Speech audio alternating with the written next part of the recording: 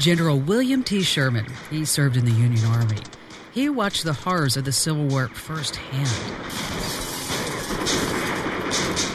You may not know his name, but Sherman's known for gathering 100,000 troops, destroying Atlanta, and just devastating Georgia. He told his men that war is long and it's bloody. I am tired and sick of war, its glory and all its moonshine. It is only those who have neither fired a shot nor heard the shrieks and groans of the wounded who cry aloud for blood, for vengeance, for desolation. War is hell. General William T. Sherman, 1880. Historians are now calling Sherman an architect of modern warfare. Many of the tactics he developed in the 1880s, during the Civil War, they're still in use today. But many things have changed since then. The weapons, the uniforms, and even the battlefield. In today's modern war, there are no bullets, no bombs, no bloodshed, and not even an enemy you can identify. Why? It's called a cyber war. A cyber war is to intrude, disrupt, and or destroy by the use of computer networks and data over the World Wide Web to affect a specific intended outcome. Right now, the United States is under attack, and what makes this cyber war even scarier is that nobody knows exactly where some of the attacks are originating. Sure, you have Russia, China, and North Korea. They're always on the radar. But there are other enemies floating around in cyberspace. Think of them as pirates in the open ocean, ready to strike at any moment. No one knows who they are, who their targets are, or when they're going to strike. We're not talking about Russia or China or North Korea, but possibly syndicates ready to take over the world. And wait until you find out how you could be one of their foot soldiers and not even know it. It's one of the lesser realized issues and threats that are out there. I'm Kim Komando, your digital pro. And in this Komando On Demand podcast, we're going to take a close look at what a cyber war actually looks like. We're going to disclose how vulnerable we really are and the realization that we're under attack every minute of every single day. Plus, you're going to learn why it's so hard to identify our enemies and why we really have no allies.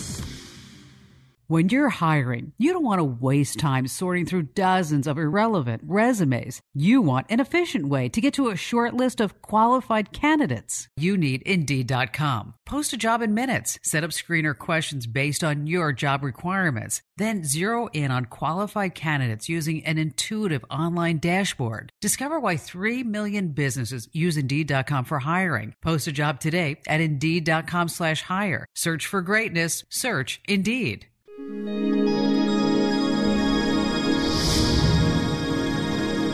Go back in time and think about all those 1960s cartoons. You know, the superhero cartoons like Batman. Now think about all the villains. The Penguin, the Joker, Catwoman. Do you remember all their elaborate plans that would put the entire city at risk? The call would go out and Batman would save the day. Well, he's not exactly Batman. His name is Peter Tran, but he is a modern-day superhero. I am the Senior Director for RSA Security's Worldwide Advanced Cyber Defense Practice. Area of responsibility encompasses incident response, breach readiness, building security operations centers for large enterprises, both public and private sector. The villain can represent any country in the world, an individual, or even a cyber syndicate. They can be anywhere, and the attack could come at any time, and in a house next to you or me. They are declaring war, a cyber war, against anyone or anything in their crosshairs. It's possible that they're targeting the streaming companies, say Hulu or Netflix, looking for your personal information. Enemies might be targeting high-tech businesses like Apple or Google for insider trade secrets. And what's downright frightening, they're targeting the military for top-secret information. You may not be hearing about the attacks every day. The popular media doesn't exactly report them. But don't be lulled into a false sense of security. There's a war going on. Battles are now being fought. And Peter, well, he's on the front line. It's sometimes hard to compare a conventional war to a cyber war. A conventional war is usually sparked by an event, and those fighting in the war, they have a clear objective. That's not necessarily the case in a cyber war. The cause of a cyber war, the battleground, and the specific objectives are sometimes vague. In cyber war, there aren't clear geographical borders. Digital borders traverse left and right. Our data can sit here that we think is U.S. data, but it can be stored in 4 different areas across the globe, merely by the use of what we term now as the cloud. The recent email hacks, the ones linked to, say, the 2016 presidential election, exposed a vulnerability in our system that many Americans simply never knew existed. Many people I speak with believe the email hack was designed by the Russians and was totally meant to disrupt the election process. But there may have been another objective. Some consider it just a shot across the bow. We call that the loud and proud. So it's the warning shot, if you will. But in this context, we've had many, many warning shots. But because of the high visibility of the 2016 elections and the mind share that it garnered, it's absolutely possible it is a loud and proud moment for any nation state, particularly Russia or others, to say, guess what? We can do this, so stand by. Now I want to introduce you to P.W. Singer. He's the co-author of Ghost Fleet. If there's one book that you should read, it's definitely this one. It outlines what the next world war might look like. The book, though, is based on all real-life stuff. It also comes with 400 endnotes documenting how every single technology, every single trend, even some of the things that the characters say are all sourced from the real world. Tell us how you know so much about war games and hackers and technology and international boards. And, of course, you've got policies and procedures up the yin-yang. So both the co-author, August Cole, and myself, we come out of the policy, technology, defense world. So I work at a think tank in Washington, D.C. called New America. Previously was at Brookings. And also I do consulting for various groups that range from the Defense Department to the DIA to the FBI to the entertainment world as well. And so I've long been in this space between the worlds of policy, technology, research, you name it. Here's the interesting part. You have to listen to this. Cyber wars are not necessarily fought between, say, 2 separate countries. That's where the whole idea about villains comes to play. Think about it for a moment. A guy on his computer in his mother's basement can do just as much damage as a hacker backed by Iran, China, or even Russia. We were just joking about it, but it's the people that I would argue would play a role in such a conflict that we aren't typically thinking about. And it is things like anonymous hackers or the Silicon Valley venture capitalist or private military contractors. These are all players in the real world, and they will play a role if there's ever this kind of conflict. Now, why someone would want to do that and ultimately what that game would be is questionable. Cyber war, it's not like a conventional war. It's not a move-counter move.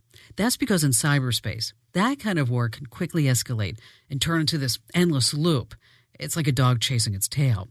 No one can afford throwing endless amounts of resources at a war that no one can ever win. A cyber war is more like a war of leverage. It's called a command and control disruption. So and this technique has been used quite a bit. It says, look, we're going to accept that an adversary is going to continue to pound on the door and they're going to get in certain places.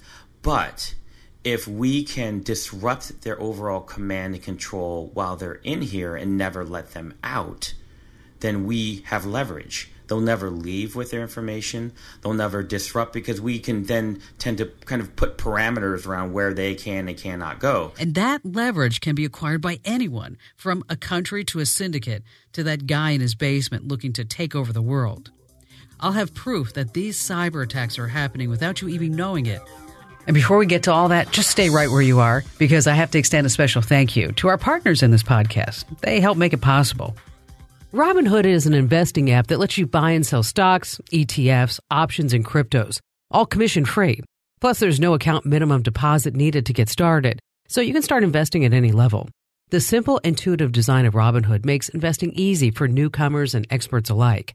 View easy-to-understand charts and market data, and place a trade in just 4 taps on your smartphone. With Robinhood, You can learn how to invest in the market as you build your portfolio, discover new stocks, track your favorite companies, and get custom notifications for price movements so you never miss an opportunity to invest. Robinhood is giving listeners of Komando On Demand a free stock like Apple, Ford, or Sprint to help you build your portfolio. Sign up at invest.robinhood.com, invest.robinhood.com.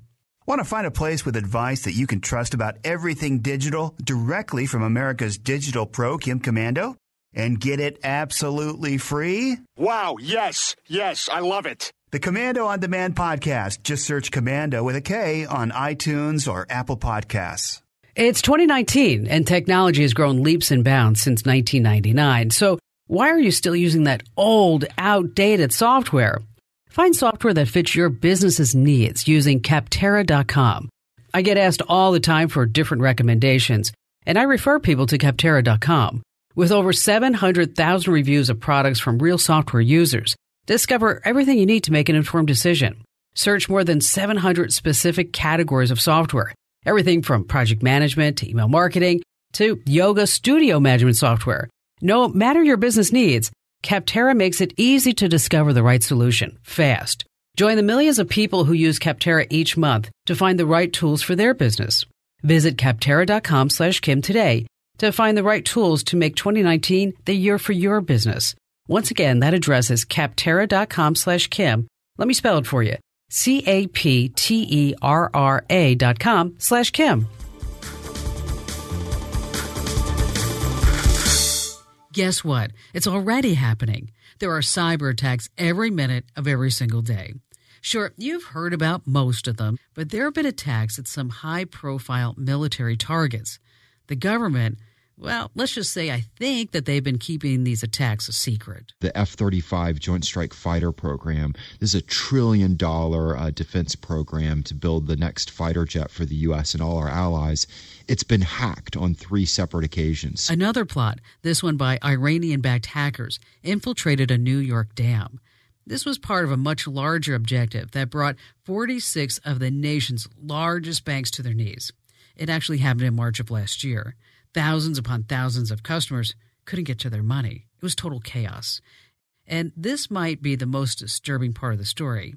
Analysts aren't 100% sure they know why. When you start to aggregate the most high-profile attacks, the analysis could point to establishing footholds in various different critical infrastructure verticals to affect some greater future intent. This means hackers could be getting into a system to create even more chaos in the future. A little bait and switch, if you will. They're showing investigators the obvious hack in order to plant a much bigger seed for the future. And if that doesn't make you a little uneasy, consider this. You could be a foot soldier in the cyber war and not even know it. How? Well, they could be using your smartphone. That's right, the one that you're using to take pictures and check Facebook, play Candy Crush, and read email. The enemy, whoever it is, could be using it as a weapon against you or the government. Hello? Just consider this. Many of our high-tech gadgets are made in China. And China is one of those countries trying to steal U.S. secrets by hacking into our computers. The U.S. military is already accusing China of stealing plans for a U.S. fighter jet and then using them to make a fighter jet of their own. Now, they could be using our own hardware, our computers and our smartphones and tablets and routers against us. It could be a great opportunity for that country in a cyber war. What you're hitting is the hardware side of this, the idea that everything from our toys and coffee makers to weapon systems are powered by microchips that are not just made but increasingly designed, and particularly in China. Individuals that hear war usually equate that to the guys at the Pentagon are going to handle that. You know, they're going to be in the Situation Room and they're going to handle that. Troops are going to handle that. But what they don't realize is that smartphone, that smart device, is a potential weapon when you start to weaponize cyber war. And then there are those thousands upon thousands of apps downloaded every hour. They could be giving a rogue state access to your smartphone and all the information stored inside. In 2015 alone, 175 billion apps were downloaded across those mobile devices. So if I were trying to launch a cyber war, you better believe that I'm going to want as much scale as possible, as many foot soldiers as possible. And how would I best do that? If you think about it. The U.S. military understands the fierce fight ahead of them, and they're looking for all the ammo, weapons, and know-how they can get their hands on. That's why the epicenter of the cyber war fight in the United States, it's not in Washington, it's not in the Pentagon. It's actually taking place in Silicon Valley. Recently, the Pentagon opened up an office in Silicon Valley.